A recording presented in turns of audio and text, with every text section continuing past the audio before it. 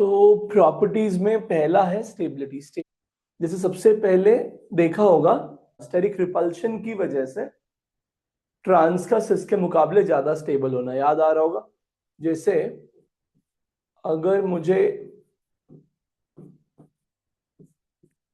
सिस बना के दे दे और ट्रांस बना के दे दे तो इनमें ज्यादा स्टेबल कौन होता है? ट्रांस ज्यादा स्टेबल होता है। तो इस टाइप का क्वेश्चन पहले कर चुके हैं। इसमें लॉजिक क्या होता है कि ये जो आपका बल्की ग्रुप है ये आसपास है, तो इसमें क्या होता है? स्टेरिक रिपल्शन, और स्टेरिक रिपल्शन की वजह से ये क्या होता है? अनस्टेबल हो जाता है। जबकि ये मिथाइल ग्रुप अगर ऑपोजिट साइड में है तो उसमें स्टेरिक रिपल्शन कम होगा, और रिपल्शन कम होने की वजह से क्या हो जाता है? ज्यादा स्टेबल हो जाता है। ये हम लोग पहले ही देख चुके हैं। इसमें दूसरा फिर हमने देखा था स्टेबिलिटी में रिंग कॉन्स्ट्रेंट। अब रिंग कॉन्स्ट्रेंट में अपने को याद है कि अगर साइक्लोएल्कीन की बात चल रही है तो इसमें अबाउट डबल बॉन्ड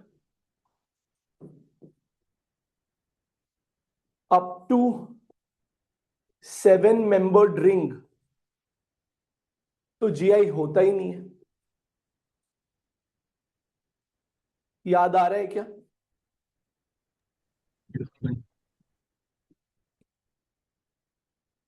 8 मेंबर से साइक्लोएल्कीन में about carbon carbon double bond GI चालू होता है। कंपेयर करूं, है ना? तो अपने को ये पता है कि 8 membered cycloalkene shows GI about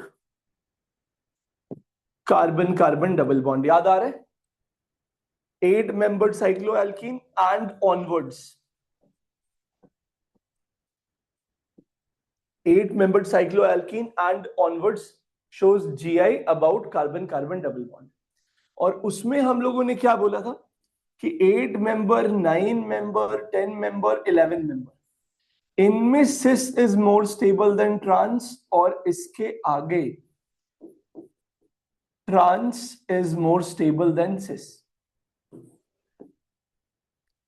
इसमें लॉजिक क्या होता है? रिंग कॉन्स्ट्रेंट, है ना? रिंग कॉन्स्ट्रेंट की वजह से छोटे रिंग्स में क्या ज्यादा स्टेबल होता है? सिस ज्यादा स्टेबल होता है या ट्रांस ज्यादा स्टेबल होता है? सिस अप टू 11 मेंबर, और 12 एंड ऑनवर्ड्स कौन ज्यादा स्टेबल होता है? ट्रांस होता है। याद आ रहा है क्या? पढ़ चुके ये वाला। जैसे इसमें अगर मैं तुमसे पूछ लूं कि ऐसा 2 एल्कीन बना के दिया है,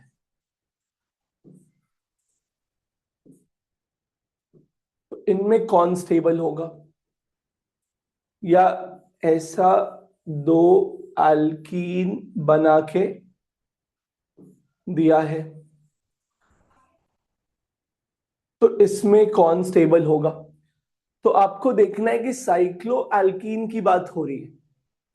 तो अगर साइक्लोएल्कीन की बात हो रही है तो पहले तो ये पता लगाओ कि कितने मेंबर का रिंग है। तो ये दिख रहा है 10 मेंबर का रिंग है, ये भी दिख रहा है 10 मेंबर का रिंग है। इसमें दिख रहा है कि दोनों हाइड्रोजन एक ही साइड में है, तो ये सिस हो गया। इसमें दिख रहा है कि दोनों हाइड्रोजन ऑपोजिट साइड में है, तो ये ट्रांस हो गया।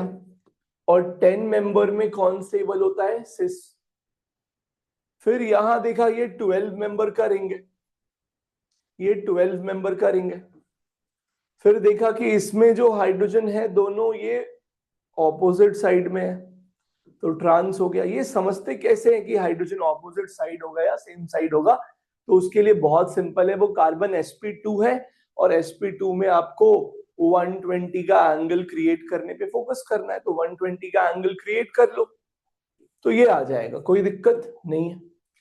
इसमें यहां पे 2 बॉन्ड ऐसे दिख रहा है तो तीसरा हाइड्रोजन ऐसे होगा, यहां भी 2 बॉन्ड ऐसे दिख रहा है तो तीसरा हाइड्रोजन ऐसे होगा, तो यहां भी हाइड्रोजन सेम साइड में है, तो ये भी क्या हो गया? सिस हो गया।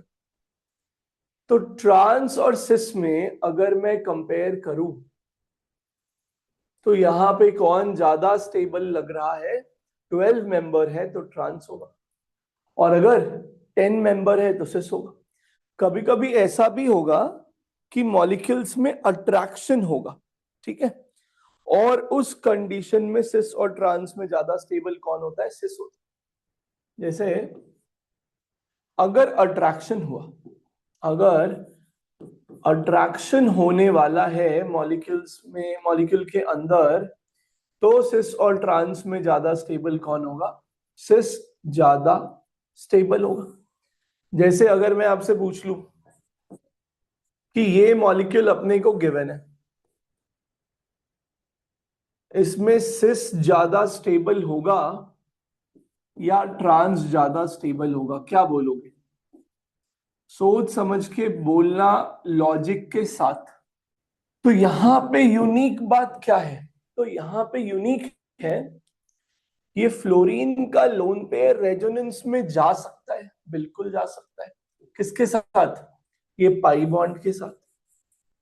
और ये क्लोरीन का लोन पेयर भी रेजोनेंस में जा सकता है, लेकिन क्लोरीन के पास वेकेंट डी ऑर्बिटल होने की वजह से ये क्लोरीन इस पाई बॉन्ड के इलेक्ट्रॉन को एक्सेप्ट भी कर सकता है। मतलब यहां पे एक ऐसा रेजोनेटिंग स्ट्रक्चर बनाना भी पॉसिबल है जिसमें फ्लोरीन का लोन पेयर चले और ये पाई बॉन्ड किधर जाए? क्लोरीन के वेकेंट 3D में जाए। क्या बन जाएगा? Carbon single bond carbon H, H, यहां आ गया डबल बॉन्ड, यहां आ गया डबल बॉन्ड, यहां Cl पे माइनस, यहां F पे प्लस। क्योंकि लोन पेयर चला है तो टेल जहां आता है वहां प्लस आता है, हेड जहां आता है वहां माइनस आता है। इसमें भी हो सकता है, इसमें भी इस टाइप का आप रेजोनेटिंग स्ट्रक्चर बना सकते हो कि यहां आप डबल बॉन्ड डाल दो और यहां भी आप डबल बॉन्ड डाल दो और यहां नेगेटिव कर दो और यहां पॉजिटिव कर दो। और जब इसको मिला के आप हाइब्रिड बनाओगे, सिस वाले केस में जब आप हाइब्रिड बनाओगे तो आपको दिख रहा है कि पार्शियल बॉन्ड बनेगा यहां से लेके यहां तक, और फ्लोरीन पे प्लस है तो उस पे डेल्टा प्लस आएगा, क्लोरीन पे माइनस है तो उस पे डेल्टा माइनस आएगा। ऐसा ही हाइब्रिड आप ट्रांस के लिए भी बना सकते हैं। जब आप ट्रांस वाले में हाइब्रिड बनाएंगे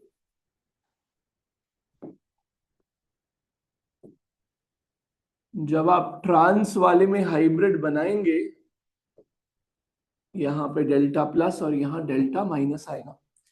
इसमें क्या दिख रहा है? इसमें हाइब्रिड में एक पॉजिटिव और नेगेटिव सेंटर है। तो अगर वो पॉजिटिव नेगेटिव सेंटर सिस पे हुआ तो उसमें क्या होगा? अट्रैक्शन। और यहां कम अट्रैक्शन होगा क्योंकि वो दूर चला गया, तो यहां ज्यादा स्टेबल कौन हो जाएगा? सिस ज्यादा स्टेबल हो जाएगा। अट्रैक्शन वाला सिनेरियो अगर कुछ बिल्ड हो रहा है तो उसमें कौन ज्यादा स्टेबल हो जाता है? सिस ज्यादा स्टेबल हो जाता है।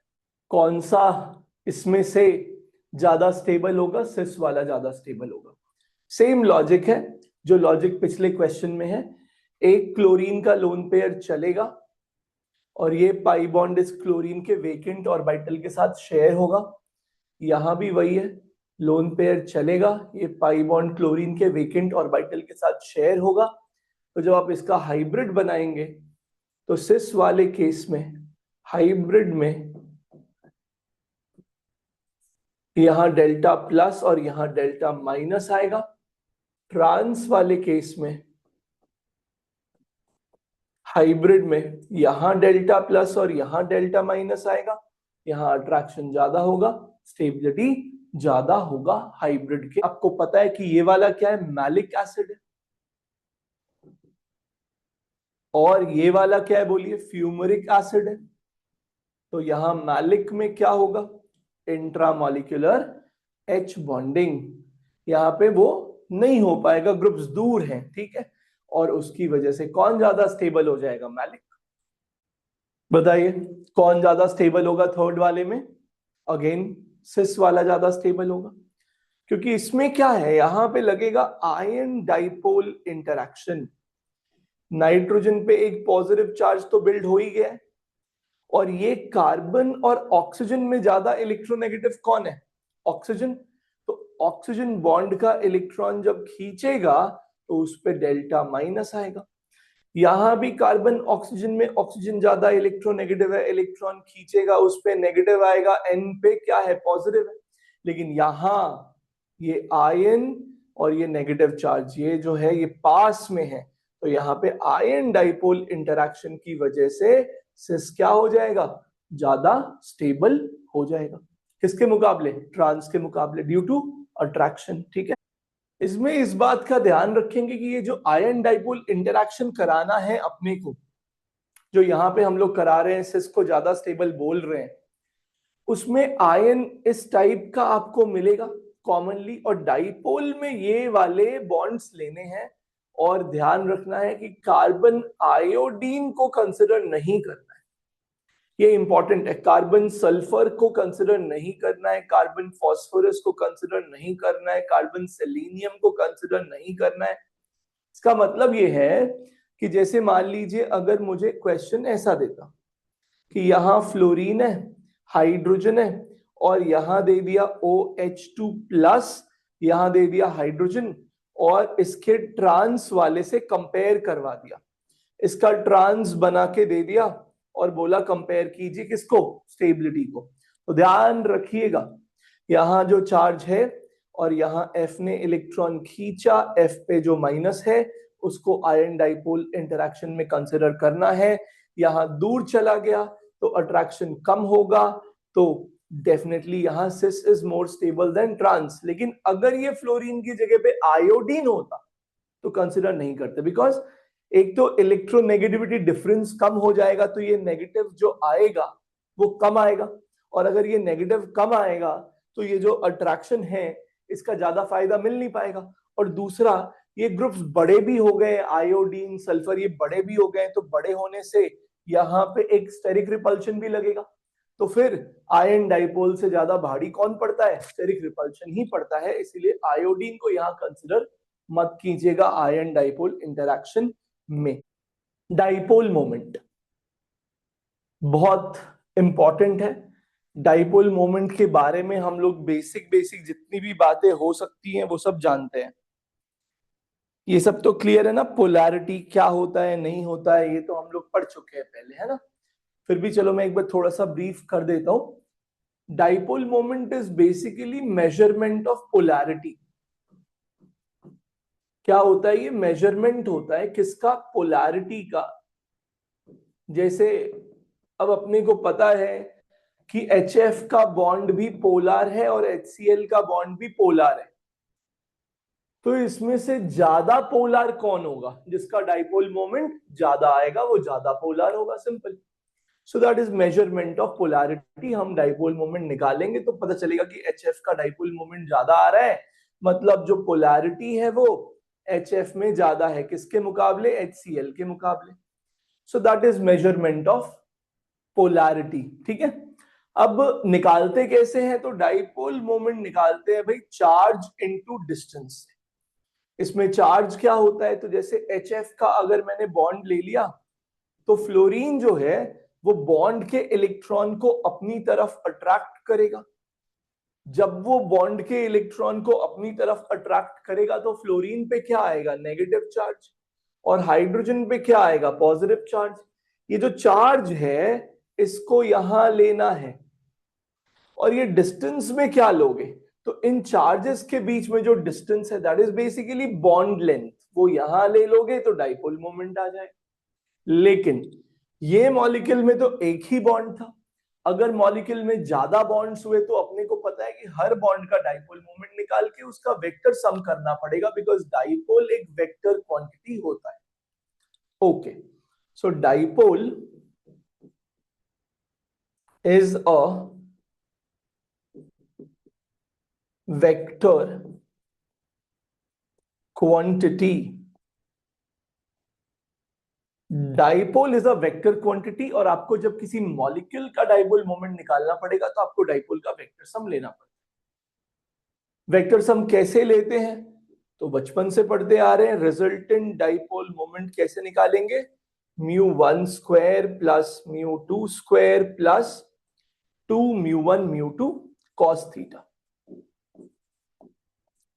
डाइपोल का यूनिट क्या होता है? सबसे कॉमनली यूज्ड यूनिट डाइपोल का डी बाई है, इसको हम लोग डी से रिप्रेजेंट करते हैं। तो ये बेसिक बातें अपने को ऑलरेडी पता है। ज्योमेट्रिकल आइसोमेरिज्म में अब इसका हम लोग क्या कर सकते हैं? जैसे मान लो कि तुमको ये मॉलिक्यूल दे दिया था,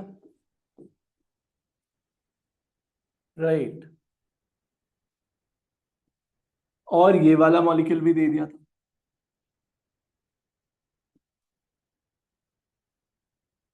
और आपसे बोलेगा इनका डाइपोल मोमेंट कंपेयर करने के लिए। बहुत ही आसान है। क्यों आसान है? क्योंकि आपको पता है कि ये कार्बन sp3 है, और आपको ये भी पता है कि ये जो कार्बन है यहाँ पे ये sp2 है, और आपको ये भी पता है कि इसका परसेंटेज s ज्यादा है। इसका मतलब ये बॉन्ड के इलेक्ट्रॉन को अपनी तरफ अट्रैक्ट करेगा, और जब ये बॉन्ड के इलेक्ट्रॉन को अपनी तरफ अट्रैक्ट करेगा तो इलेक्ट्रॉन जिधर जाएगा डाइपोल का हेड भी उधर ही आएगा।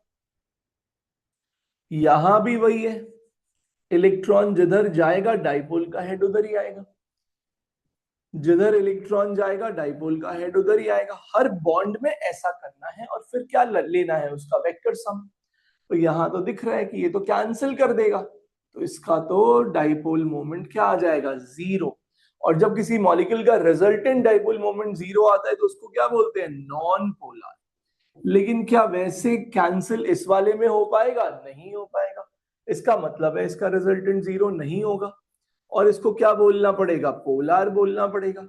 इसका डाइपोल मोमेंट क्या हो जाएगा? ज्यादा। लेकिन ध्यान ये रखना है कि इसमें याद नहीं कर सकते ऐसे कि जब भी अपने को सिस दिखे तो उसका डाइपोल मोमेंट ट्रांस से ज्यादा बता देंगे, ऐसा नहीं कर सकते। हर बार आपको ये काम करके देखना होगा। पहले वाले में फ्लोरीन जो है वो क्या है? -I ग्रुप है, तो इलेक्ट्रॉन को खींचेगा, ये भी खींचेगा, और यहां भी दोनों फ्लोरीन इलेक्ट्रॉन को खींचेंगे। तो इसमें आपको दिख रहा है कि ट्रांस वाले में तो डाइपोल मोमेंट जीरो आ जाएगा, तो यहां भी डाइपोल मोमेंट ज्यादा किसका आएगा? सिस का। इसमें मिथाइल यहां लगा हुआ है, ये मिथाइल डोनर होता है, +I होता है, क्लोरीन -I होता है। यहां भी मिथाइल है, ये +I होता है, और क्लोरीन क्या होता है? -I। तो अगर यहां देखें तो यहां दोनों डाइपोल एक्चुअली ऐड हो रहे हैं, तो यहां पे ट्रांस का डाइपोल मोमेंट इससे ज्यादा आएगा। थर्ड वाले में अगर देखें तो क्लोरीन -I है, एंगल 180 हो गया। यहां भी -I है, तो यहां एंगल वेक्टर के बीच में 120 है, और यहां एंगल 60 है। तो अपने को पता है कि जैसे जैसे एंगल बढ़ता है वैसे वैसे रिजल्टेंट डाइपोल मोमेंट घटता है। तो ज्यादा किस में होगा? जहां एंगल कम होगा। यहां पे फोर्थ वाले में दोनों का डाइपोल मोमेंट इक्वल आ जाएगा। जैसे यहां पे अगर मैं ये दोनों वेक्टर के बीच का एंगल देखो, दैट इज 120। अगर ये μ1 है तो ये भी μ1 है, तो रिजल्टेंट क्या आ जाएगा? √अंडर μ1 square plus μ1 square plus 2 μ1 μ2 which is again μ1 square cos 120 which is -half. तो जब आप सॉल्व करेंगे तो ये μ1 ही आएगा, मतलब ये दोनों वेक्टर का जो रिजल्टेंट आएगा वो एक कार्बन क्लोरीन बॉन्ड जो रहता उसके डाइपोल मोमेंट को मैच करेगा। तो यहां और यहां पे वैल्यू क्या आएगा? इक्वल आ जाएगा। इसमें भी आप आसानी से कर सकते हैं। मिथाइल प्लस आई होता है, क्लोरीन माइनस आई है। मिथाइल प्लस आई है, क्लोरीन माइनस आई है। यहाँ पे एंगल 0 है इनके बीच में, तो डेफिनेटली रिजल्टेंट डाइपोल मोमेंट ज्यादा आएगा। सिक्स्थ वाले में ये याद रखने वाला क्वेश्चन है। इसमें आप ऐसे याद रखिए कि जैसे जैसे इसमें क्लोरीन का नंबर बढ़ता है वैसे वैसे डाइपोल मोमेंट घटता जाता है। जैसे अगर एक और क्लोरीन लेते तो उसमें तो रिजल्टेंट क्या आ जाता, 0 ही आ जाता सीधा। तो आप इसको ऐसे याद रखिए कि जैसे जैसे क्लोरीन का नंबर बढ़ता है वैसे वैसे डाइपोल मोमेंट घटता है। तो यहाँ पे डाइपोल मोमेंट मैक्सिमम किसका होगा, CH3Cl का होगा। और ये CH3Cl और CH3F जो है ये तो एनसीईआरटी में गिवन है, इट्स वेरी पॉपुलर क्वेश्चन। जैसे HF और HCl का हमने देखा कि डाइपोल मोमेंट ज्यादा किसका आता है, HF का, लेकिन CH3F और CH3Cl में डाइपोल मोमेंट ज्यादा CH3Cl का आता है। जैसे यहां जब तुमने डाइपोल मोमेंट निकाला, चार्ज इनटू डिस्टेंस किया, तो यहाँ पे तुमने चार्ज को डोमिनेंट, चार्ज का डोमिनेंस ज्यादा है। यहाँ पे फ्लोरीन में चार्ज ज्यादा आ रहा है, क्लोरीन में चार्ज कम आ रहा है। लेंथ तो, बॉन्ड लेंथ तो क्लोरीन में ज्यादा है, तो डिस्टेंस क्लोरीन में ज्यादा है, लेकिन चार्ज फ्लोरीन में ज्यादा है। तो यहाँ पे डोमिनेंस किसका है, चार्ज का। लेकिन ये जो दूसरा वाला है इसमें डोमिनेंस जो है वो बॉन्ड लेंथ का होता है। यहाँ पे चार्ज ज्यादा है लेकिन बॉन्ड लेंथ कम है, यहाँ पे चार्ज कम है लेकिन बॉन्ड लेंथ ज्यादा है। ऊपर वाले में चार्ज से आंसर आता है, नीचे वाले में बॉन्ड लेंथ से आता है। तो आपको याद रखना पड़ेगा, ये दोनों को बहुत ही इंपॉर्टेंट है। विच हैज 0 डाइपोल मोमेंट, ए और बी होगा, सी और डी नहीं होगा। करके देखते हैं। तो ए में तो आई डोंट थिंक कोई डाउट आता है, इलेक्ट्रॉन क्लोरीन की तरफ जाएगा। डाइपोल मोमेंट का जब हम रिजल्टेंट निकालेंगे तो 0 आ जाएगा, कोई दिक्कत ही नहीं। बी वाले में कैसे करें, तो ध्यान ये रखना है कि आपको इनको पूरा ड्रॉ करके देखना है। साइनाइड जो है इसमें कार्बन sp हाइब्रिडाइज्ड है, और क्योंकि कार्बन sp हाइब्रिडाइज्ड है तो ये पूरा चीज लीनियर है। तो यहां इलेक्ट्रॉन n की तरफ जा रहा है, यहां भी n की तरफ जा रहा है, ये कैंसिल हो गया। सिमिलरली यहां से कार्बन की तरफ जा रहा है, यहां से भी कार्बन की तरफ जा रहा है, ये भी कैंसिल हो गया। तो इस कंडीशन में रिजल्टेंट डाइपोल मोमेंट 0 निकल के आ जाता है और मॉलिक्यूल क्या हो जाता है, बोलिए, नॉन पोलर। थर्ड और फोर्थ वाले में क्या प्रॉब्लम है, तो थर्ड वाले को थोड़ा आप इज्जत से ड्रॉ कीजिए कि जैसे यहां पे OH दे दिया और यहां भी OH दे दिया। तो आप ऐसे भी ड्रॉ कर सकते हैं। जब आप ऐसे ड्रॉ कीजिएगा तो O और H में इलेक्ट्रॉन O की तरफ जाएगा, यहां भी O की तरफ जाएगा, यहां O की तरफ जाएगा, यहां O की तरफ जाएगा। तो ये सब कुछ कैंसिल हो रहा है। आपको दिख रहा है इस बॉन्ड का डाइपोल इस बॉन्ड से कैंसिल हो रहा है और इस बॉन्ड का डाइपोल इस बॉन्ड से हो रहा है। इनफैक्ट जब आप लोन पेयर बनाइएगा O का, तो वो भी आपस में डाइपोल को कैंसिल कर देंगे। इस O के लोन पेयर का डाइपोल और इस O के लोन पेयर का डाइपोल भी एक दूसरे को कैंसिल कर देगा। लेकिन ये स्ट्रक्चर जो आपने बनाया है, it is one of the possible conformations. अगर मैं ये सिग्मा बॉन्ड के अबाउट रोटेट कर दूं इसको, तो सिग्मा बॉन्ड के अबाउट रोटेट करने से मैं इसका एक ऐसा कॉन्फॉर्मेशन भी बना सकता हूं, ऐसा दिखने वाला, जिसमें नेट डाइपोल 0 नहीं आएगा। अब आप करके देखिए, तो ये O की तरफ जा रहा है, ये O की तरफ जा रहा है, कैंसिल हो गया। लेकिन जब ये दोनों को आप देखिएगा तो वो कैंसिल नहीं हो रहा है, वो ऐड हो रहा है। तो आपको ये करना है कि अगर कोई स्ट्रक्चर गिवन है तो उसके सारे पॉसिबल कॉन्फॉर्मेशंस बनाइए। अगर कोई ऐसा कॉन्फॉर्मेशन है जिसमें रिजल्टेंट 0 आ गया, तो सिर्फ इसको देख के ये नहीं कह सकते हैं कि मॉलिक्यूल नॉन पोलर होगा या रिजल्टेंट डाइपोल मोमेंट 0 आएगा। आपको रादर वो कॉन्फॉर्मेशन भी बनाना पड़ेगा जहां पे ऐसा नहीं हो रहा है। मतलब अगर ये वाला मॉलिक्यूल देखिएगा तो रिजल्टेंट इसका 0 नहीं आ रहा है, विच मीन्स कि ये मॉलिक्यूल को ओवरऑल क्या बोलना पड़ेगा, पोलर बोलना पड़ेगा। ये बोलना पड़ेगा कि इसका जो रिजल्टेंट डाइपोल मोमेंट है वो ओवरऑल नॉन जीरो है। ऐसा कब करेंगे, जब एक भी कॉन्फॉर्मेशन ऐसा है जिसमें रिजल्टेंट नॉन जीरो आ रहा है, तो ये जीरो डाइपोल मोमेंट नहीं है। सिमिलरली ऐसे ही कीजिएगा तो ये वाले में भी नहीं आएगा। ये भी आप ड्रॉ करके देख सकते हैं। कॉन्फर्मेशंस बनेंगे एक्चुअली, दो पॉसिबल कॉन्फर्मेशंस तो मिनिमम आप सोच सकते हैं। जैसे एक कॉन्फर्मेशन आप इसका ऐसा बना सकते हैं, इसमें कैंसिल हो जाएगा सब कुछ। लेकिन इसका एक ऐसा पॉसिबल कॉन्फर्मेशन भी आप बना सकते हैं जिसमें सब कुछ कैंसिल नहीं होगा, विच मीन्स कि ये मॉलिक्यूल भी नॉन पोलर बोला जाएगा, because there is at least a conformation जिसमें रिजल्टेंट नॉन जीरो आ रहा है। देखो, so basically boiling point is proportional to intermolecular force। Boiling point किस पे डिपेंड करता है, इंटरमॉलिक्यूलर फोर्स पे डिपेंड करता है। जैसे आप अगर कंपाउंड ए और कंपाउंड बी के बॉइलिंग पॉइंट को कंपेयर करना चाहते हो तो आप ये देखोगे कि ए के मॉलिक्यूल्स में जो अट्रैक्शन है और बी के मॉलिक्यूल्स में जो आपस में अट्रैक्शन है उसमें से कौन सा ज्यादा है। जहां पे इंटरमॉलिक्यूलर फोर्स ज्यादा होगा वहां पे बॉइलिंग पॉइंट क्या हो जाएगा, ज्यादा हो जाएगा। सिंपल। अब ये इंटरमॉलिक्यूलर फोर्स में बहुत सारे फोर्स आ जाते हैं। सबसे इंपॉर्टेंट उसमें से एच बॉन्डिंग है, तो सबसे ज्यादा प्रायोरिटी आपको किसको देना है, हाइड्रोजन बॉन्डिंग को देना है। मतलब अगर एच बॉन्डिंग हो रहा है तो उसकी वजह से इंटरमॉलिक्यूलर फोर्स काफी स्ट्रांग हो जाएगा, और अगर इंटरमॉलिक्यूलर फोर्स काफी स्ट्रांग हो गया तो बॉइलिंग पॉइंट भी ज्यादा हो जाएगा। इसके बाद और बहुत सारे इंटरमॉलिक्यूलर फोर्सेस आते हैं।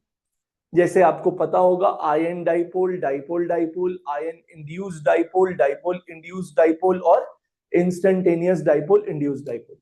उनको भी लगाना है। उनका जो सीक्वेंस है स्ट्रेंथ का वो आपको पता है। अब अगर इन जनरल बात करी जाए कि मान लो एच बॉन्डिंग हो गया तब तो बढ़िया है। एच बॉन्डिंग जो कर रहा है उसका बॉइलिंग पॉइंट ज्यादा हो जाएगा, आप उसको आगे भेज दोगे। अगर एच बॉन्डिंग नहीं कर रहा है तो आप क्या देखोगे, तो आप देखोगे कि कौन सा कंपाउंड पोलर है और कौन सा कंपाउंड नॉन पोलर है। कैसे देखोगे वो तो अभी अभी बताया था। क्यों, इससे क्या होगा, तो पोलर कंपाउंड जो होते हैं वो आपस में कौन सा इंटरैक्शन करते हैं, डाइपोल डाइपोल इंटरैक्शन। और जो नॉन पोलर मॉलिक्यूल होगा वो आपस में कौन सा इंटरैक्शन करेगा, London dispersing force, instantaneous dipole, induced dipole. तो उन दोनों में स्ट्रॉन्ग कौन होता है, डाइपोल डाइपोल। और जितना इंटरमॉलिक्यूलर फोर्स स्ट्रॉन्ग होगा उतना बॉइलिंग पॉइंट ज्यादा। हाइड्रोजन बॉन्डिंग में भी बॉइलिंग पॉइंट कब बढ़ेगा, जब मॉलिक्यूल्स के बीच में कॉम्पैक्टनेस आएगा, डिस्क्रीटनेस नहीं। जैसे इंट्रामॉलिक्यूलर एच बॉन्डिंग होता है वो मॉलिक्यूल को डिस्क्रीट बना देता है, अकेले अकेले कर देता है, उससे बॉइलिंग पॉइंट नहीं बढ़ेगा। बॉइलिंग पॉइंट बढ़ेगा इंटरमॉलिक्यूलर एच बॉन्डिंग से। अगर एच बॉन्डिंग को भी डिवाइड करूं इंटर और इंट्रा में, तो इसमें बॉइलिंग पॉइंट को कौन बढ़ाता है, इंटरमॉलिक्यूलर एच बॉन्डिंग, क्योंकि ये मॉलिक्यूल्स को जोड़ेगा और फिर उसको तोड़ना मुश्किल होगा, अलग करना मुश्किल होगा, और अलग करना मुश्किल होगा तो बॉइलिंग पॉइंट ज्यादा हो जाएगा। इंट्रामॉलिक्यूलर एच बॉन्डिंग तो मॉलिक्यूल को डिस्क्रीट बनाता है, एक मॉलिक्यूल के अंदर का अट्रैक्शन है, वो आपस में नहीं है। तो इंटरमॉलिक्यूलर एच बॉन्डिंग हेल्प करेगा। पोलैरिटी आप देख सकते हो। तो पहला पॉइंट जो बॉइलिंग पॉइंट में आपको देखना होता है वो होता है टाइप ऑफ फोर्स। किस टाइप का फोर्स मॉलिक्यूल्स के बीच में ऑपरेट कर रहा है, is it hydrogen bonding, is it ion dipole, is it dipole dipole, और is it instantaneous dipole, induced dipole. कौन सा फोर्स लग रहा है वो देखना है। जितना स्ट्रॉन्ग फोर्स ऑफ अट्रैक्शन होगा मॉलिक्यूल्स के बीच में उतना बॉइलिंग पॉइंट क्या होगा, ज्यादा होगा। अगर मान लो टाइप ऑफ फोर्स सेम हो गया कि ये वाले में भी एलडीएफ लग रहा है, ये वाले में भी एलडीएफ लग रहा है, तो आप दूसरे पॉइंट पे जाओगे। दूसरा पॉइंट क्या होता है, मॉलिक्यूलर वेट। दूसरा पॉइंट क्या है बोलिए, molecular weight. So if type of force is identical, तो आप क्या देखेंगे? Molecular weight. Check molecular weight. Molecular weight जितना ज्यादा, बॉइलिंग पॉइंट उतना ज्यादा। और अगर मॉलिक्यूलर वेट भी आइडेंटिकल हो गया, ऐसा कब होगा? आइसोमर्स में। आइसोमर्स में क्या होगा? मॉलिक्यूलर वेट भी आइडेंटिकल हो जाएगा, तो वहां पे आप ब्रांचिंग देखते हैं। वहां पे आप ब्रांचिंग देखते हैं, ब्रांचिंग बढ़ने से बॉइलिंग पॉइंट घटता है। अब इसमें दोनों पॉइंट में डाउट आ जाता है कि मॉलिक्यूलर वेट से क्या फायदा हो रहा है, ब्रांचिंग से क्या नुकसान हो रहा है। तो ध्यान रखो, वैंडरवाल फोर्सेस लगते हैं मॉलिक्यूल्स के बीच में मोस्टली, और अगर वैंडरवाल फोर्स लग रहा है तो ये सरफेस फोर्स है, मतलब सरफेस टू सरफेस इंटरैक्शन होता है मॉलिक्यूल्स के बीच में। मॉलिक्यूलर वेट बढ़ने से सरफेस एरिया बढ़ता है और सरफेस टू सरफेस इंटरैक्शन ज्यादा होता है। ब्रांचिंग बढ़ने से सरफेस एरिया घटता है, सरफेस टू सरफेस इंटरैक्शन कम होता है। तो बॉइलिंग पॉइंट इस तरह से इन पे भी डिपेंड करता है। क्वेश्चंस करके देखते हैं। अगर पहले वाले क्वेश्चन की बात करें तो कोई और पॉइंट समझ ही नहीं आ रहा है एक्सेप्ट डाइपोल मोमेंट। वही एक पॉइंट यहां पे समझ आ रहा है कि इस बॉन्ड का और इस बॉन्ड का जो डाइपोल मोमेंट होगा वो कैंसल हो जाएगा, तो आपको रिजल्टेंट डाइपोल मोमेंट क्या मिलेगा? 0। ठीक है। जबकि यहां पे अगर देखें तो resultant dipole moment non zero है, which means this molecule is polar, जबकि ये वाला नॉन पोलर है। और अपने को पता है कि पोलर मॉलिक्यूल्स में डाइपोल डाइपोल इंटरेक्शन होता है, सो बॉइलिंग पॉइंट ज्यादा होगा। नॉन पोलर मॉलिक्यूल्स में क्या होता है? लंडन डिस्पर्सन फोर्स, तो डाइपोल मोमेंट कम होगा। दूसरा क्वेश्चन भी साफ साफ समझ आ रहा है कि पोलैरिटी का ही है। इसमें भी अगर देखें डाइपोल मोमेंट, तो यहां दोनों ऐड हो रहा है, और अगर दोनों ऐड हो रहा है तो इसका रिजल्टेंट डाइपोल मोमेंट ज्यादा होगा, और अगर रिजल्टेंट डाइपोल मोमेंट ज्यादा है तो पोलैरिटी ज्यादा होगा, और अगर पोलैरिटी ज्यादा है तो बॉइलिंग पॉइंट भी ज्यादा होगा। ये भी वैसा ही सवाल लग रहा है देख के, क्योंकि ये सारे आइसोमर हैं, तो और कोई फैक्टर लग नहीं रहा है।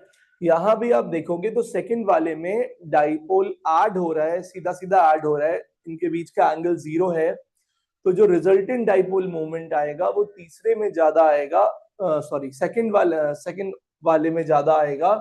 और अगर ज्यादा आएगा, ज्यादा पोलर होगा, तो बॉइलिंग पॉइंट भी ज्यादा होगा।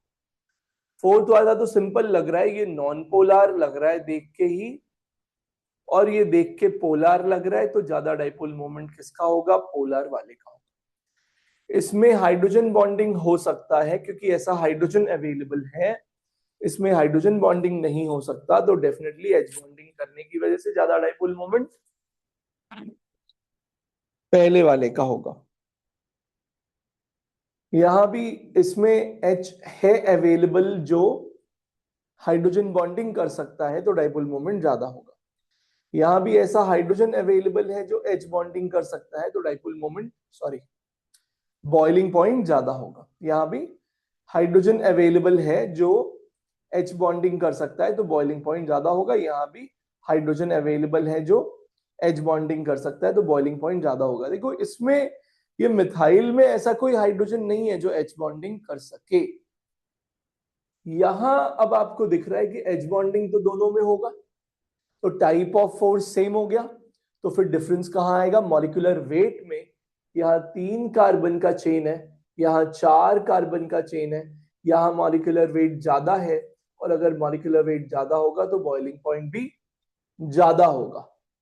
और वो लास्ट वाले में, पहले वाले में एक ही OH है, एच बॉन्डिंग OH से हो पाएगा। यहाँ 2 है, तो डेफिनेटली पहले से दूसरे में बॉइलिंग पॉइंट ज्यादा होगा due to more H bonding. और यहाँ पे क्योंकि दोनों OH पास में है, तो यहाँ पे इंट्रा मॉलिक्यूलर एच बॉन्डिंग हो जाएगा, जबकि यहाँ पे दोनों OH दूर में है, तो यहाँ पे इंटर मॉलिक्यूलर होगा, तो इंटर मॉलिक्यूलर एच बॉन्डिंग से भी बॉइलिंग पॉइंट बढ़ता है। तो मेल्टिंग पॉइंट में इंपॉर्टेंट क्या क्या है? Symmetry. Symmetry is very important. जितना सिमेट्रिकल स्ट्रक्चर होगा उतना बढ़िया उसमें पैकिंग होगा। सबसे पहले तो आप ये समझिए कि ये बॉइलिंग पॉइंट से डिफरेंट है। बॉइलिंग पॉइंट में क्या होता है, आप लिक्विड से गैस बना रहे होते हैं तो वहां लैटिस की बात नहीं होती है। लेकिन यहां क्या है, आप सॉलिड से लिक्विड बना रहे हैं तो सॉलिड में तो लैटिस होगा ना, पैकिंग होगा। तो यहां क्योंकि सॉलिड में लैटिस होता है तो यहां बात किसकी होती है, पैकिंग की होती है। तो melting point is proportional to symmetry and definitely proportional to packing in lattice, definitely proportional to compactness in structure,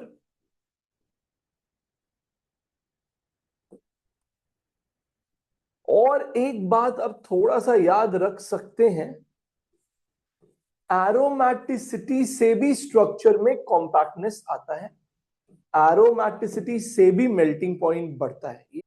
कैसे करेंगे, देखो अब यहां पे एक लफड़ा है।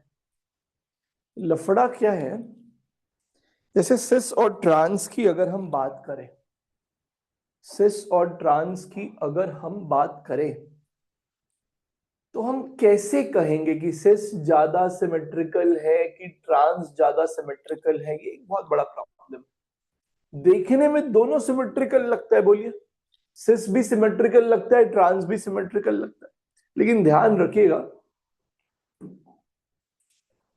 ट्रांस इज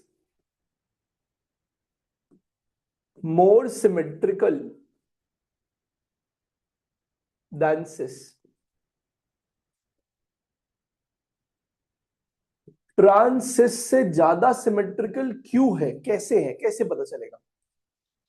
तो आप अभी ऑप्टिकल आइसोमेरिज्म जब पढ़ेंगे तो वहां पे सीखेंगे कि there are 4 types of symmetry elements. Symmetry को ऑब्जर्व करने का 4 तरीका होता है।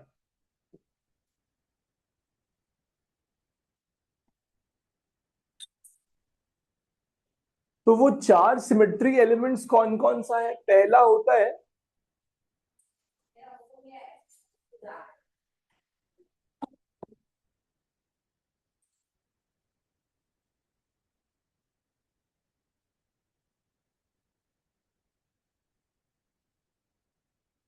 देखिए, तो ऑप्टिकल में हम लोग पढ़ेंगे there are 4 types of symmetry element. पहला होता है प्लेन ऑफ सिमेट्री,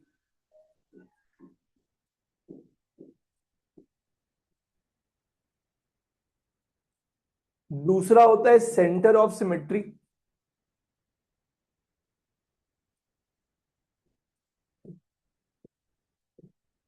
तीसरा होता है एक्सिस ऑफ सिमेट्री,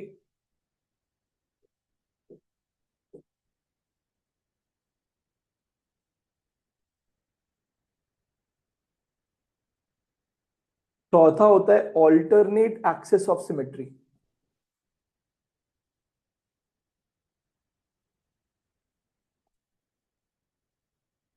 तो एक्चुअली 4 टाइप का सिमेट्री एलिमेंट होता है जिसके बारे में हम लोग कब पढ़ेंगे, अभी ऑप्टिकल आइसोमेरिज्म में। जब आप वहां जाके चेक करोगे तो आपको पता चलेगा कि देखने में तो सिस और ट्रांस दोनों सिमेट्रिकल लगता है, देख के लगता है दोनों ही सिमेट्रिकल है। लेकिन सिमेट्री एलिमेंट्स की जब बात करते हैं हम, तो ट्रांस में चारों टाइप का सिमेट्री एलिमेंट होता है, जबकि सिस में प्लेन ऑफ सिमेट्री होता है, सेंटर ऑफ सिमेट्री नहीं होता है, एक्सिस ऑफ सिमेट्री होता है, ऑल्टरनेट एक्सिस ऑफ सिमेट्री नहीं होता है। तो सिस में 2 ही टाइप का सिमेट्री एलिमेंट होता है, जबकि ट्रांस में चारों टाइप का सिमेट्री एलिमेंट होता है, इसलिए ट्रांस को मोर सिमेट्रिकल बोलते हैं। और ये कैसे होता है नहीं होता है ये ऑप्टिकल में देखेंगे, जब ये सिमेट्री एलिमेंट्स के बारे में पढ़ेंगे तब। अब अगर वो क्लियर हो गया तो फिर तो बात ही खत्म। ट्रांस इज मोर सिमेट्रिकल तो मेल्टिंग पॉइंट ज्यादा होगा, ट्रांस इज मोर सिमेट्रिकल तो मेल्टिंग पॉइंट ज्यादा होगा। तारा पे अगर लगा हो ग्रुप तो ज्यादा सिमेट्रिकल है तो मेल्टिंग पॉइंट ज्यादा होगा। ओपन चेन के मुकाबले रिंग में ज्यादा कॉम्पैक्टनेस होता है तो मेल्टिंग पॉइंट ज्यादा होगा, और अगर एरोमेटिसिटी है तो भी मेल्टिंग पॉइंट ज्यादा होगा।